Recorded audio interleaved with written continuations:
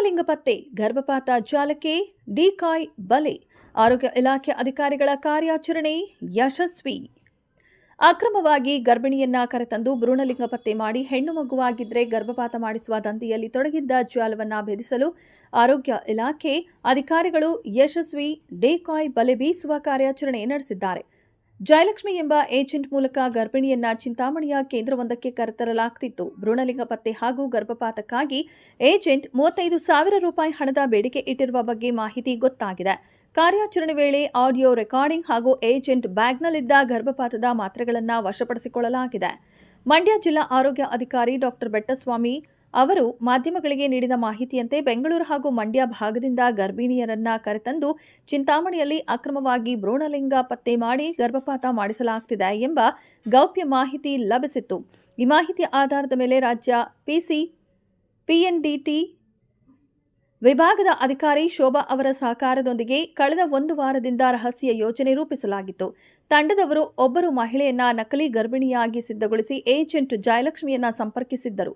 Agent 35,000 ರೂಪಾಯಿ ನೀಡುವಂತೆ ಬೇಡಿಕೆ ಇಟ್ಟು ಗರ್ಭಿಣಿಯನ್ನ ಕಾರಿನಲ್ಲಿ ಚಿಂತಾಮಣಿಗೆ ಕರೆತಂದಿದ್ದಳು. ಆದರೆ ಅಧಿಕಾರಿಗಳು ಬೆನ್ನಟ್ಟಿರುವ ಸುಳಿವು ಸಿಕ್ಕಿದಂತೆ ಚಿಂತಾಮಣಿಯ ಕೇಂದ್ರದಲ್ಲಿದ್ದವರು ಸ್ಕ್ಯಾನಿಂಗ್ ಮಾಡಲು ನಿರಾಕರಿಸಿ ವಾಪಸ್ ಕಳುಹಿಸಿ ಯತ್ನಿಸಿದರು. ತಕ್ಷಣ ಜಾಗೃತರಾದ ಅಧಿಕಾರಿಗಳು ಹಾಗೂ ಪೊಲೀಸರು ಏಜೆಂಟ್ ಹಾಗೂ ಆಕೆಯೊಂದಿಗಿದ್ದವರನ್ನ ತಡೆದು ವಿಚಾರಣೆಗೆ ಒಳಪಡಿಸಿದರು. ಏಜೆಂಟ್ ಜೊತೆ ನಡೆಸಿದ ದೂರವಾಣಿ ಸಂಭಾಷಣೆಯ ಆಡಿಯೋ ರೆಕಾರ್ಡ್ಗಳು, ಗರ್ಭಿಣಿಯರ ಹೇಳಿಕೆಗಳು ಮತ್ತು ಆಕೆಯ ಬ್ಯಾಗ್ನಲ್ಲಿ ದೊರೆತ ಗರ್ಭಪಾತದ ಮಾತ್ರೆಗಳನ್ನು ಸಾಕ್ಷ್ಯವಾಗಿ ಇಟ್ಟುಕೊಂಡು ಪೊಲೀಸ್ ಠಾಣೆಗೆ ದೂರು ನೀಡಲಾಗುತ್ತಿದೆ. ಈ ಪ್ರಕರಣದ ಹಿಂದೆ ಯಾವ ಆಸ್ಪತ್ರೆ, ನರ್ಸಿಂಗ್ ಹೋಮ್ ಅಥವಾ ವೈದ್ಯರ ಸಹಕಾರವಿದೆ ಎಂಬುದರ ಕುರಿತು ರಿವರ್ಸ್ ಇನ್ವೆಸ್ಟಿಗೇಷನ್ ಹಿಮ್ಮುಖ ತನಿಖೆ ನಡೆಸಲಾಗುತ್ತಿದೆ. ತನಿಖೆಯ ನಂತರ ಈ ಜಾಲದಲ್ಲಿ ಭಾಗಿಯಾಗಿರುವ ಎಲ್ಲರ ವಿರುದ್ಧ ಕಠಿಣ ಕಾನೂನು ಕ್ರಮ ಜರುಗಿಸಲಾಗುವುದು ಎಂದು ಡಾ ಬೆಟ್ಟಸ್ವಾಮಿ ತಿಳಿಸಿದ್ದಾರೆ. ಇಂದಿನ ಕಾಲದಲ್ಲಿ ಗಂಡು ಮತ್ತು ಹೆಣ್ಣು ಎಂಬ ಭೇದಭಾವ ಇರಬಾರದು. ಹೆಣ್ಣು ಮಕ್ಕಳು ಸಮಾಜದ ಎಲ್ಲಾ ರಂಗಗಳಲ್ಲೂ ಬಾಹ್ಯಾಕಾಶದವರೆಗೂ ಸಾಧನೆ ಮಾಡ್ತಿದ್ದಾರೆ. ಭ್ರೂಣ ಹತ್ಯೆ ಮಹಾಪಾಪ. ಸಾರ್ವಜನಿಕರು ಇಂತಹ ಅಕ್ರಮ ದಂಧೆಗಳ ವಿರುದ್ಧ ಸಹಕರಿಸಬೇಕು ಹಾಗೂ ಮಾಹಿತಿ ನೀಡಬೇಕು ಎಂದು ಅವರು ವಿನಂತಿಸಿದ್ದಾರೆ.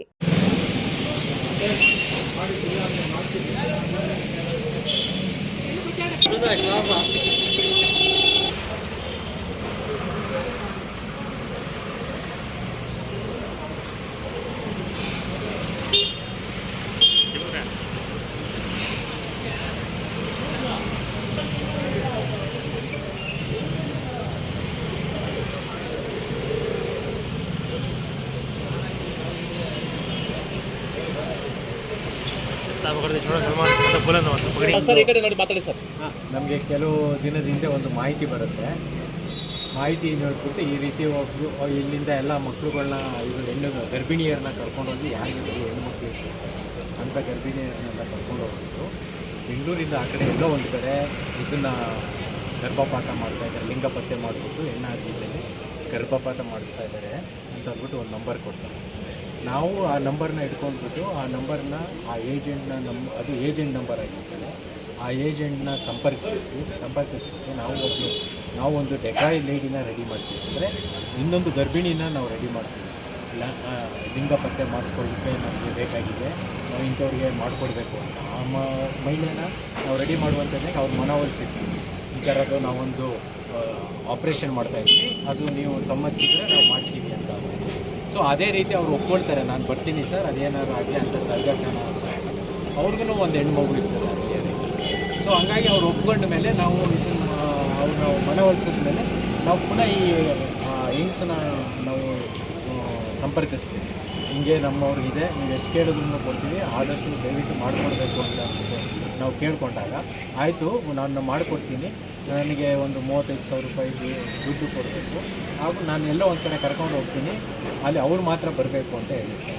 ಅದೇ ರೀತಿ ನಾವು ಒಪ್ಕೊಂಡು ಇವತ್ತಿನ ಡೇಟ್ ಕೊಟ್ಟಿರ್ತಾರೆ. ಇವತ್ತಿನ ಡೇಟ್ನಲ್ಲಿ ಅವ್ರನ್ನ ನಾನು ಬೆಂಗಳೂರಿನಲ್ಲಿ ಹತ್ಕೊಳ್ತೀನಿ, ನೀವು ಬೆಂಗಳೂರಿಗೆ ಬಂದು ಹೆಂಗ್ಸ್ನ ಬಿಡಿ ಅಂತ ಹೇಳ್ತೀವಿ. ಸೊ ನಾವೇನು ಹೇಳಿರ್ತೀವಿ, ಇದು ನೀವೆಲ್ಲರೂ ತುಂಬ ದೂರ ಕರ್ಕೊಂಡು ಹೋಗೋದಾದರೆ ಆ ಮಹಿಳೆ ಕಾರ್ನಲ್ಲಿ ಬರ್ತಾರೆ, ನೀವೇ ಕರ್ಕೊಂಡು ಹೋಗಿ ಅವ್ರನ್ನ, ನೀವೇ ಆ ಮಹಿಳೆ ಅಲ್ಲಿ ಕಾರ್ನಲ್ಲಿ ಹಚ್ಕೊಂಡ್ಬಿಟ್ಟು ಇದರಲ್ಲಿ ಇಲ್ಲಿಗೆ ಕರ್ಕೊಂಡು ಬರ್ತಾರೆ, ಚಿಂತಾಮಣಿಗೆ ಅಂತ ಕರ್ಕೊಂಡು ಬರ್ತಾರೆ. ಚಿಂತಾಮಣಿಗೆ ಕರ್ಕೊಂಡು ಬಂದಮೇಲೆ ನಮ್ಮನ್ನು ಅಲ್ಲೇ ಇಲ್ಲಿಂದ ಒಂದು 200 ಮೀಟರ್ ದೂರದಲ್ಲಿ ನಿಲ್ಲಿಸ್ಬಿಟ್ಟು ಆಮೇಲೆ ಈ ನರ್ಸಿಂಗ್ ಹೋಮ್ಗೆ ಕರ್ಕೊಂಡು ಒಳಗಡೆ ಕರ್ಕೊಂಡು. ಬಟ್ ಏನಾಗಿದೆ, ನಾವು ಇಲ್ಲಿಗೆ ಬರುವಷ್ಟರಲ್ಲಿ ನಾವು ಇಲ್ಲಿ ಯಾರೋ ಇವರು ಬರ್ತಾ ಇದ್ದಾರೆ ಅಂತ ಅಂದ್ಬಿಟ್ಟು ಇವ್ರಿಗೆ ವಿಷಯ ಗೊತ್ತಾದ ತಕ್ಷಣ ಅವರು ಸ್ವಲ್ಪ ಹೊತ್ತು ಅವ್ರನ್ನ ಇಟ್ಕೊಂಡಿದ್ದು ನಾವು ಇವತ್ತು ಏನು ಸ್ಕ್ಯಾನಿಂಗ್ ಮಾಡೋದಿಲ್ಲ ಅಂತ ಅಂದ್ಬಿಟ್ಟು ಕಳಿಸ್ಕೊಡ್ತೀವಿ. ಆಮೇಲೆ ನಾವು ಇಮಿಡಿಯೇಟ್ ಯಾರು ಮಹಿಳೆ ಇತ್ತು ಆ ಮಹಿಳೆ ವಾಪಸ್ಸು ಗರ್ಭಿಣಿ ಇರಬಾರ್ದು. ಇವತ್ತಿನ ಕಾಲದಲ್ಲಿ ಎಲ್ಲರನ್ನೂ ನೋಡಿದ್ದೀವಿ, ಹೆಣ್ಮಕ್ಳು ಯಾವ್ಯಾವ ಹಂತದಲ್ಲಿ ಎಷ್ಟು ಉನ್ನತ ಸ್ಥಾನದಲ್ಲಿ ಅವರು ಇದು ಮಾಡ್ತಾ ಇದ್ದಾರೆ, ಕೆಲಸ ಮಾಡ್ತಾ ಇದ್ದಾರೆ ಅಂತ, ರಾಜ್ಯ ಆಳ್ತಾ ಇದ್ದಾರೆ, ದೇಶ ಆಳ್ತಾ ಇದ್ದಾರೆ, ಪ್ರಪಂಚ ಪೂರ್ತಿ ನೋಡಿದಾಗ ಎಲ್ಲನೂ ಇವನು ಗಗನ ಇದಾಗಿ ಬಾವಿ ಆಕಾಶಕ್ಕೂ ಹಾರಿದ್ದಾರೆ. ಎಲ್ಲ ಥರದೂ ಅವರು ಅನುಕೂಲತೆ ಇರಬೇಕಾದ್ರೆ ಯಾಕೆ ಇನ್ನೊಂದು ಭೇದ ಭಾವ ಮಾಡ್ತೀವಿ ಗಂಡು ಹೆಣ್ಣು ಅನ್ನೋದು ಅದನ್ನು ಮೊದಲು ಜನಗಳು ಅರ್ಥಕೋಬೇಕು. ಗಂಡಾದ್ರೇನೆ ಹೆಣ್ಣಾದ್ರೆ ಇವಾಗ ನೋಡಿ ಇಲ್ಲೆಲ್ಲ ನಿಂತಿದ್ದು ಎಷ್ಟು ಜನ ಹೆಣ್ಮಕ್ಳಿದ್ದಾರೆ.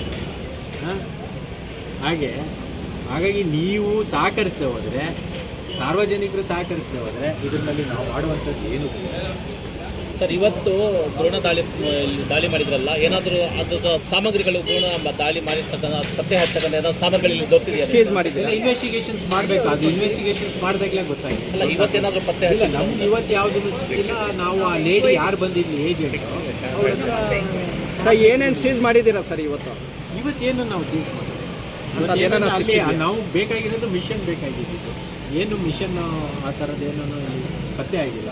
ಬಟ್ ಆ ಏಜೆಂಟ್ ಇದು ದೊಡ್ಡ ಇರುವಂಥ ಸರ್ ಟ್ಯಾಬ್ಲೆಟ್ ಏನೋ ಸಿಕ್ತು ಅಂತ ನಿಮ್ಮ ಆಫೀಸರ್ಸೇ ಹೇಳ್ಕೊಂಡು ಇದೇ ಸಿಕ್ಕಿದೆ. ಏಜೆಂಟ್ ಇದ್ದಾಳಲ್ಲ ಅವಳ ಟ್ಯಾಬ್ಲೆಟ್ ಸಿಕ್ಕಿದೆ, ಅಬಾಷನ್ ಟ್ಯಾಬ್ಲೆಟ್ ಸಿಕ್ಕಿದೆ. ನಿಮ್ಮ ಹೆಸರು?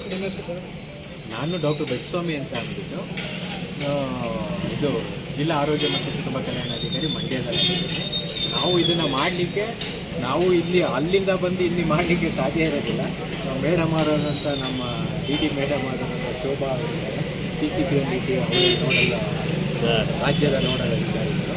ಸೊ ಅವರ ಮುಖಾಂತರ ಅವ್ರಿಗೆ ತಿಳಿಸಿ ಅವ್ರ ಸಹಕಾರದೊಂದಿಗೆ ನಾವು ಇಲ್ಲಿ ಬಂದು ನಾವು ಮಾಡ್ತೀವಿ. ಸರ್ಕಾರ ಹೇಳಿರೋದು ಈ ಥರ ಮಾಡಿ ಅಂತ ನಾವು ಮಾಡ್ತಾ ಇದ್ದೀವಿ. ಈಗ ಎಲ್ಲ ಥರದ್ದು ಕ್ರಮ ಕೈಗೊಳ್ತಾ ಇದ್ದೀವಿ. ಅದರಿಂದನೇ ಇವೆಲ್ಲ ಇಂಥವು ಆದರೆ ಇಂಥವು ಹತ್ತಾರ ನಾವು ಈ ಥರ ಹಿಡಿದಾಗ ಏನಾಗುತ್ತೆ, ಎಲ್ರಿಗೂ ಎಚ್ಚೆತ್ಕೋತಾರೆ. ಅದು ಒಂದು ಹಿಡಿದಾಗಲೇ ಅವ್ರುಗಳು ಎಚ್ಚೆತ್ಕೋಬೇಕು. ಅವ್ರು ಎಚ್ಚೆತ್ಕೊಳ್ಳಿಲ್ಲ ಅಂತ ಅಂದರೆ ಅವರು ಅನುಭವಿಸ್ತಾರೆ. ಅಲ್ಲ ಸರ್, ಇದಕ್ಕೆ ಕಠಿಣ ಕಾನೂನು ಕ್ರಮ ತರಬೇಕಲ್ಲ? ಖಂಡಿತವಾಗ್ಲಿದೆ ಕಾನೂನು ಕ್ರಮ, ಖಂಡಿತವಾಗ್ಲಿದೆ ಕಾನೂನು ಕ್ರಮ ಇದೆ. ಆಸ್ಪತ್ರೆ ವಿರುದ್ಧ ಏನಾದರೂ ದೂರು ನಾವುಗಳು ಅಲ್ಲ ನಾವಿವಾಗ ಇಲ್ಲಿ ಏನು ನಡೀತಾ ಇದೆ, ಎಲ್ಲಿ ಯಾವ ಜಾಗಕ್ಕೆ ಅವರು ಬಂದರು ಅಂತ ಎಲ್ಲನೂ ನಾವು ಇನ್ವೆಸ್ಟಿಗೇಷನ್ ಇದು ದೂರಿನಲ್ಲಿ ಕೊಟ್ಟಿದ್ದೀವಿ. ಪೊಲೀಸರಿಗೆ ನಾವು ಈಗ ದೂರಿನಲ್ಲಿ ಇರ್ತೀವಿ.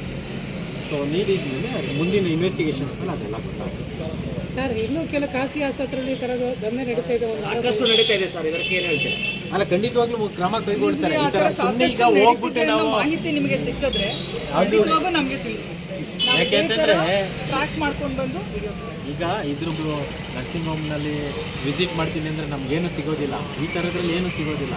ನಾವು ಈ ರೀತಿ ಡೆಪಾಯ್ ಆಪ್ರೇಷನ್ ಮಾಡಿದಾಗಲೇ ಸಿಗೋದು. ಬಟ್ ಮಾಹಿತಿ ನಮ್ಗೆ ಎಲ್ಲಿಂದ ಬರಬೇಕು? ನಿಮ್ಮ ಸಾರ್ವಜನಿಕರಿಂದ ಮಾಹಿತಿ ಬಂದಾಗ ಈ ಥರ ಎಲ್ಲ ನಡೀತಾ ಇದೆ ಅಂತ ಆಗ ನಾವೇನಾದ್ರೂ ಇಂಥದ್ರಿಂದ ಕ್ರಮ ಕೈಗೊಳ್ತೀವಿ. ಭ್ರೂಣ ಹತ್ಯೆ ಬಗ್ಗೆ ಸಾರ್ವಜನಿಕರು ಏನು ಹೇಳಕ್ಕೆ ಬಯಸ್ತೀರಿ ಸರ್? ನೋಡಿ, ಭ್ರೂಣ ಹತ್ಯೆ ಅನ್ನೋದು ಈಗಾಗಲೇ ಗೊತ್ತು. ಅದು ಮಹಾಪಾಪ, ಕಠಿಣ ಶಿಕ್ಷೆ ಇದೆ. ಕಠಿಣ ಶಿಕ್ಷೆ ಮಹಾಪಾಪ ಅನ್ನೋದ್ರಿಂದ ಅದೊಂದು ಜೀವ ಇದೆ. ಅದನ್ನು ಇನ್ವೆಸ್ಟಿಗೇಷನ್ಸ್ಗೆ ಕೊಡ್ತಾ ಇದ್ದೀವಿ. ಇನ್ವೆಸ್ಟಿಗೇಷನ್ಸ್ಗೆ ಕೊಡ್ತೀವಿ. ಮಾಡಿ ನಮಗೆ ವರದಿ ಒಪ್ಪಿಸ್ತಾರೆ. ಯಾವ್ರು ಸರ್ ಯಾವರು? ಯಾವುದು? ನಾವು ಮಂಡ್ಯ. ಇವರು ಏಜೆಂಟ್ ಅವರು ಬೆಂಗಳೂರಿನಲ್ಲಿ ವಾಸ ಇರೋದಂದ್ರೆ ಮೊದಲೆಲ್ಲ ಮಂಡ್ಯದಲ್ಲಿ. ಹೆಸರೇನು ಸರ್ ಅವರು? ಜಯಲಕ್ಷ್ಮಿ. ಮಂಡ್ಯದಲ್ಲಿ ಸಹಕಾರ ಇದೆಯಾ ಅದಕ್ಕೆ? ಈ ಆಸ್ಪತ್ರೆ ವೈದ್ಯರು ಏನಾದರೂ ಇಲ್ಲ, ಅದು ಇನ್ವೆಸ್ಟಿಗೇಷನ್ ಮೇಲೆ ಗೊತ್ತಾಗ ವೈದ್ಯರ ಸಹಕಾರ ಇದೆ ಅಂತಂದ್ರೆ ಅವ್ರು ಇಲ್ಲಿಗೆ ಯಾಕೆ ಬರ್ತಾರೆ ಅದನ್ನ ನೋಡ್ಬೇಕು. ಅದ್ರ ಬಗ್ಗೆ ಇನ್ವೆಸ್ಟಿಗೇಷನ್ ಆಗಬೇಕು. ಈಗ ಅವ್ರು ಧೈರ್ಯವಾಗಿ ಅವ್ರನ್ನ ಕರ್ಕೊಂಡು ಇಲ್ಲಿಗೆ ಯಾಕೆ ಬರ್ತಾರೆ? ಆದರೆ ಹಿಂದೆ ನಡೆದಿದೆ ಅಂತ ಇರ್ಬೋದು, ನಮ್ಗೆ ಗೊತ್ತಿಲ್ಲ. ಅದನ್ನ ಇನ್ವೆಸ್ಟಿಗೇಷನ್ ಮೇಲೆ ಗೊತ್ತಾಗುತ್ತೆ. ಅದ್ರ ಬಗ್ಗೆ ನಮ್ಗೇನು ಇನ್ವೆಸ್ಟಿಗೇಷನ್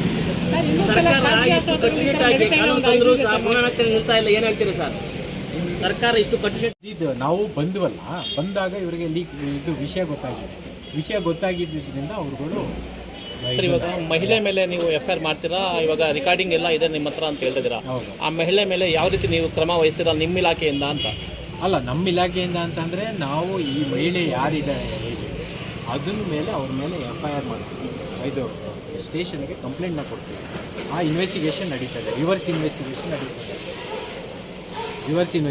ನೀವು ಏನಕ್ಕೆ ಇಲ್ಲಿ ಕರ್ಕೊಂಡು ಬಂದಿರ ಈ ನರ್ಸಿಂಗ್ ಹೋಮ್ಗೆ ಹಿಂಗೆ ಹೇಳಿದ್ದೀರಲ್ಲ ಗರ್ಭಪಾತ ಮಾಡ್ತೀವಿ ಅಂತ, ನೀವು ಯಾವ ರೀತಿ ಗರ್ಭಪಾತ ಮಾಡ್ತೀವಿ, ಗರ್ಭಪಾತ ಯಾವ ಕಾರಣಕ್ಕೋಸ್ಕರ ಮಾಡ್ತೀರ? ಸೊ ಇವನ್ನೆಲ್ಲ ರಿವರ್ಸ್ ಇನ್ವೆಸ್ಟಿಗೇಷನ್ ಹೋದಾಗ ಆಗ ಎಲ್ಲರೂ ಸಿಕ್ಕಾಕೊಳ್ತಾರೆ. ಯಾರು ಗರ್ಭಪಾತ ಮಾಡ್ತಿದ್ರು, ಯಾರು ಕರ್ಕೊಂಡು ಬಂದಿದ್ರು, ಯಾಕೆ ಕರ್ಕೊಂಡು ಬರ್ತಿದ್ರು, ಸ್ಕ್ಯಾನಿಂಗ್ ಯಾರು ಮಾಡ್ತಿದ್ರು, ಅವೆಲ್ಲ ಸಿಗ್ತದೆ. ಆ ಏಜೆಂಟ್ ಮಹಿಳೆ ಈ ಹಿಂದೆ ಏನಾದರೂ ಇದೆ? ಆ ಗರ್ಭಿಣಿಯರನ್ನು ಹಿಡ್ಕೊಂಡು ಬಂದಿದ್ದು ವಿಚಾರಣೆ ಮಾಡಿದಾಗ ಆ ಗರ್ಭಿಣಿಯರು ಯಾರು ಬಂದಿದ್ರು, ನಾವೊಂದು ಡೆಕಾಯಿನ ಕಳಿಸಿದ್ದು, ಅವರೊಬ್ಬರು ಮಹಿಳೆ ಇದ್ದರು, ಇನ್ನೊಂದು ಎಕ್ಸ್ಟ್ರಾ ಮಹಿಳೆ ಒಬ್ಬರು ಇದ್ದರು, ಹೆಸರೆಲ್ಲ ಹೇಳೋದು ಬೇಡ. ಸೊ ಆ ಮಹಿಳೆಗೂ ಬಂದಿರ್ತಾರೆ. ಅವರಿಬ್ಬರನ್ನು ವಿಚಾರಣೆ ಮಾಡಿದಾಗ ಅವರು ನಮ್ಮನ್ನು ಇಲ್ಲಿಗೆ ನಾನು ಸ್ಕ್ಯಾನಿಂಗ್ ಮಾಡಿಸ್ಕೊಡ್ತೀನಿ ಅಂತ ಅಂದ್ಬಿಟ್ಟು ಕರ್ಕೊಂಡು ಬಂದಿದ್ರು. ನಮ್ಮನ್ನು ಅದೇ ಪರ್ಪಸ್ಸಿಗೆ ಕರ್ಕೊಂಡು ಬಂದಿದ್ದಾರೆ. ಆಮೇಲೆ ಆ ಮಹಿಳೆನ ಅವ್ರ ಮೇಲೆ ಇವಾಗ ಯಾರು ಆ ಏಜೆಂಟಾಗಿ ವರ್ಕ್ ಮಾಡಿ ಕರ್ಕೊಂಡು ಬಂದಿದ್ರು, ಅವ್ರದ್ದು ನಾವು ಮಾತಾಡಿರುವಂಥದ್ದು